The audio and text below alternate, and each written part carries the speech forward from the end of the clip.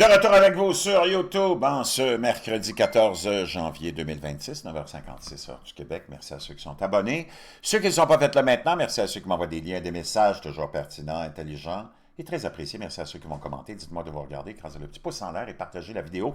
N'oubliez pas, dans la boîte de description, tous les produits extraordinaires que j'utilise et que je veux que tu utilises pour ton bien, ta santé, parce que je l'ai à cœur. Et n'oublie pas de te procurer l'édition spéciale du Time sur notre Seigneur Jésus, Dieu qui s'est fait chair et verbe pour nous. Le seul endroit où tu peux te le procurer, c'est dans la boîte de description. Il n'en reste plus beaucoup. C'est quelque chose à avoir.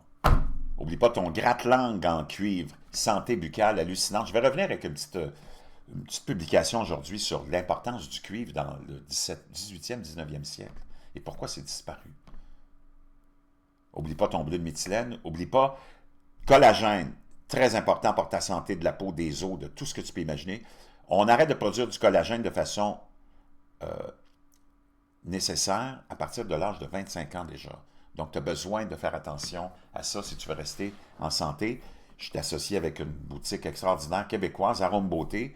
Dans la boîte de description, il y a le lien qui est là pour te procurer le collagène. C'est le meilleur sur le marché. La qualité est extraordinairement élevée. Et j'ai une promotion de 2 pour 1 avec eux et plein d'autres produits. On va aller voir les pays qui se sentent abandonnés par le Vlad Master. Les alliés de la Russie déplorent l'absence de Poutine au moment les plus critiques, alors que le président Poutine concentre son attention sur la guerre menée par la Russie en Ukraine. Ses alliés stratégiques à travers le monde se sentent négligés, voire pire. Au Venezuela, les autorités estiment désormais que leur alliance sécuritaire de longue date avec Moscou n'était qu'une illusion. Elles ne sont pas les seules, de Damas à Téhéran en passant par la Havane. Ces 13 derniers mois, les régimes autoritaires qui tiraient profit de leurs liens étroits avec le Kremlin ont constaté un manque de soutien russe au moment où ils en avaient le plus besoin parce qu'ils n'ont rien à offrir. Ils n'ont pas d'armée.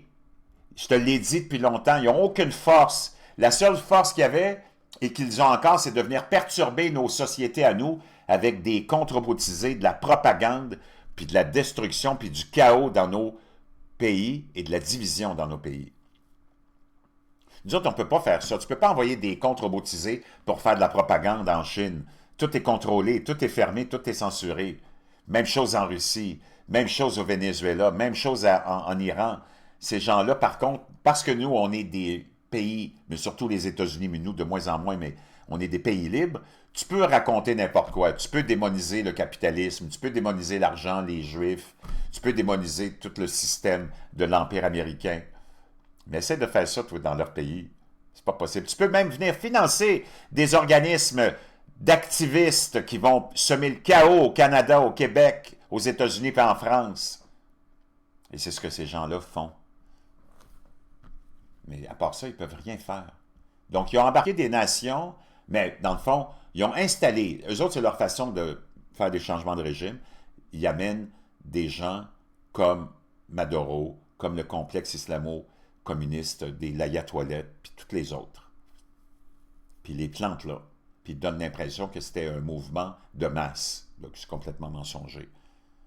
Et après ça, on pompe et on pompe toutes leurs ressources naturelles, on les appauvrit, puis après ça, on leur installe un régime de terreur pour pas qu'ils puissent sortir de là. Que t'aimes ça ou pas, c'est ça, mon chum. Le dictateur syrien Bachar el-Assad s'est réfugié à Moscou après le retrait du soutien militaire russe. Cuba, privé de soutien, est confronté à une crise humanitaire sans précédent et sans retour, qui, selon certains, pourrait la propulser au rang des prochains ou du prochain pays à basculer. Oui, l'Iran a été bombardé par les États-Unis l'an dernier et le guide suprême, l'ayatollah sans papier de toilette Ali Khamenei, doit désormais faire face à des manifestations internes d'une ampleur existentielle, ainsi qu'à la menace d'une nouvelle intervention militaire américaine. Le symbole le plus frappant de l'indifférence de la Russie est peut-être le sort de Maduro, le dirigeant vénézuélien qui croupit dans une prison new-yorkaise, alors que les vestiges de l'appareil sécuritaire de l'État analysent les circonstances de la capture de leur chef par les États-Unis. Des responsables cubains ont exprimé en privé leur consternation face à l'incapacité de leurs partenaires cubains et russes à assurer sa protection, selon des sources proches du dossier.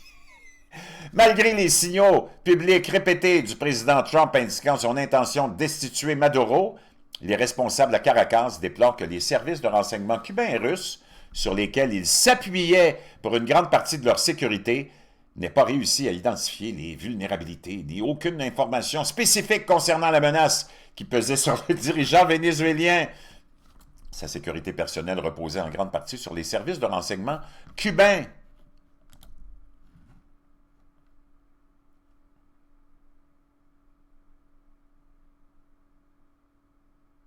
Donc là, je me retrouve avec un petit problème ici. On va aller régler ça. Bon.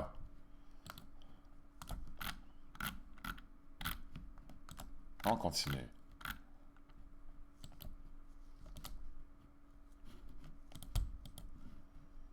Donc, tu te retrouves avec quelque chose de fantastiquement incroyable.